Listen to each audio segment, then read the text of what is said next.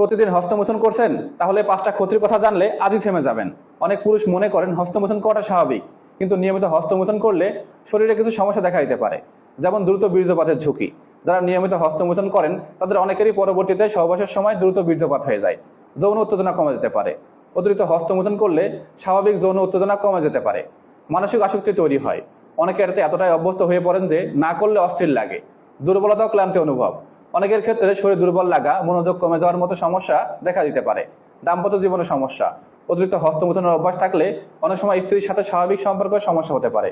যারা এখনো হস্তমৈথুন করছেন, আজই বন্ধ করুন, এখনই বন্ধ করুন।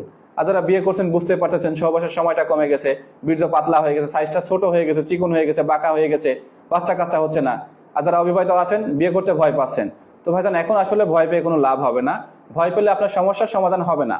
সমাধান হবে কিসে? সঠিক চিকিৎসা নিলে, সঠিক ওষুধ গ্রহণ করলে আপনার সমস্যা ভালো হয়ে যাবে। তাই যাদের এই ধরনের সমস্যা রয়েছে অতি দ্রুত যোগাযোগ করুন আমার সাথে, 100% সুচিকিৎসা আছে। সকলে ভালো থাকুন, সুস্থ থাকুন।